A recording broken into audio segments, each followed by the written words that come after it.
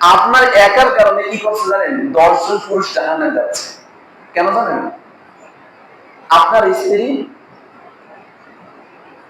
রাস্তাঘাটে যে বেগানা চলাফেরা করছে, যে 10 জন পুরুষ দেখছে, সেই 10 জন পুরুষ জেনার পাপ করেছে। এই জেনার 10 জনের পাপ আপনার স্ত্রী করছে, ঠিক তেমনি ভাবে আপনার গাড়ি চলে যাচ্ছে যদি সেটা তাহাজ্জুদ করে।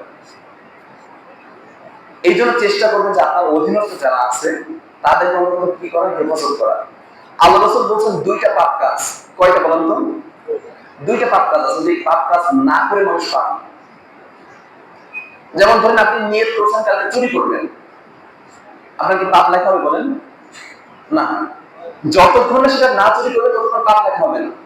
কিন্তু যদি আপনি চেষ্টা করেন, আপনি যদি নিয়ত করেন যে আমি কালকে এক মসজিদে 100 টাকা দান করবো, আপনি কি সওয়াব পাবেন বলেন? এখান থেকে সওয়াব হয়ে যাবে লেখা। কিন্তু যদি আপনি নিয়ত করেন যে আমি কালকে চুরি করবো, পাপ হবে না। পাপের কাজ কখনো নিয়ত করলে হবে না, কিন্তু সওয়াবের কাজ নিয়ত করলে কি হবে তো সাথে সাথে শুরু হয়ে যাবে। কিন্তু দুইটা পাপ কাজ আছে, যে দুইটা পাপ কাজ না করে মানুষ পাপী হয়। একটা কি জানেন? যদি কোনো মানুষ বলে চলো জুয়া খেলি, কি বলেন তো? জুয়া। জুয়া চেনেন বাবারা?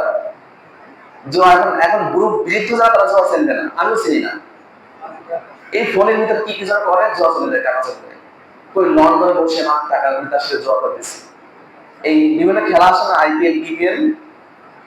আমি অনেক অনেকদিন পরে, মানে 6 মাস 1 বছর পরে বুঝতে পারছি, যে চেষ্টা করছি যে আসলে জুয়াটা কিভাবে খেলে ফোনের ভিতরে। তো পরে আমি বুঝতে পারলাম, কয়েকজন আমাকে যেটা বুঝিয়েছে, যদি আমি সঠিক হয়ে থাকি, তো বলে দেয় এখন মাস্টারকে বল করতেছে, যদি বলে আউট হয় তাহলে 1000 টাকা, যদি আউট না হতে পারে তাহলে আমার 1000 টাকা ব্যালেন্স চলে যাবে। এটা এক ধরনের জুয়া, যেটা আপনি কখনো বুঝতে পারবেন না। যারা বৃদ্ধ লোক আছে তারা মনে করে জুয়া মানে যে তাস খেলা কি কি আছে, এই যে জুয়া মনে করে। কিন্তু এখন ফোনের ভিতরে ঘরের ভিতরে বসে জুয়া খেলে। আর যে তার যে পার্টনার, সে কোথায় বসে আছে? হয়তো আমেরিকায় বসে আছে, নয়তো লন্ডনে বসে আছে, নয়তো ইন্ডিয়ায় বসে আছে। তার সাথে ঘরে বসে বসে আপনার ছেলে জুয়া খেলতেছে। তো যদি কোনো মানুষ বলে চলো জুয়া খেলি, এখন থেকে পাপ লেখা শুরু হবে। নাউজুবিল্লাহ। আর এই পাপ থেকে মানে মুক্তি পাওয়ার কি জানেন? 10.5 কেজি চাউল কি করতে হবে? আল্লাহর রাস্তায় ব্যয় করতে হবে। যদি 10.5 কেজি চাউল না দেন, আপনার পাপ লেখা হবে, একটা জুয়ার গুনাহ। আর দ্বিতীয় যে পাপ কাজটা মানুষ না করে পাপী হয়, সেটা কি জানেন?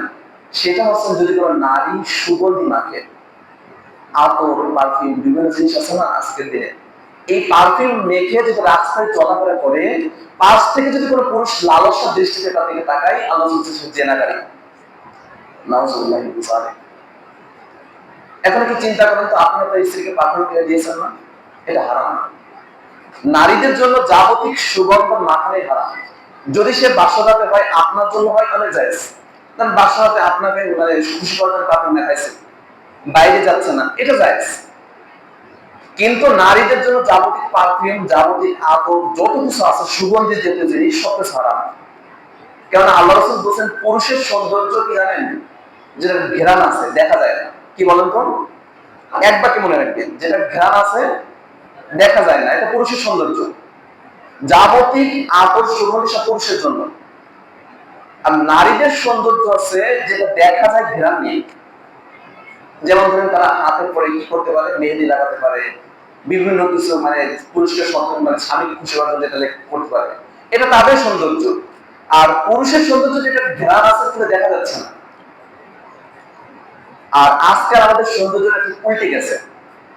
আজকে দেখবেন আপনার আমার ছেলে দেখবেন হাতে মেহেদি লাগাচ্ছে, তারা মানে হাতের ভিতরে বিভিন্ন ট্যাটু করে রেখেছে, কানের ভিতরে কানের দুল পরেছে, সোনা পরে দেখেন না। পুরুষের জন্য যাবতীয় সোনা দুনিয়াতে হারাম, জানেন? পুরুষের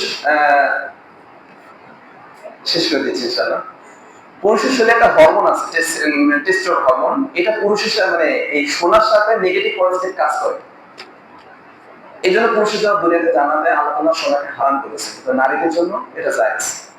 আল্লাহর কাছে দোয়া করি, আল্লাহ তাআলা যে কথাগুলো শুনলাম, এই কথার মধ্যে যদি কোনো ভুল বেয়াদবি থাকে, ভুল বেয়াদবিগুলো মাফ করে আল্লাহ আমাদের যেটুকু পালন করা আছে সমস্ত সবাইকে পালন করার তৌফিক দান করুন। সুবহানাল্লাহ, আল্লাহুম্মা আমিন। সুবহানাকাল্লাহুম্মা ওয়া বিহামদিকা আশহাদু আল্লা ইলাহা ইল্লা আনতা আস্তাগফিরুকা ওয়া আতুবু ইলাইক। আমরা যে সুন্নাত করি, সুন্নাত করি।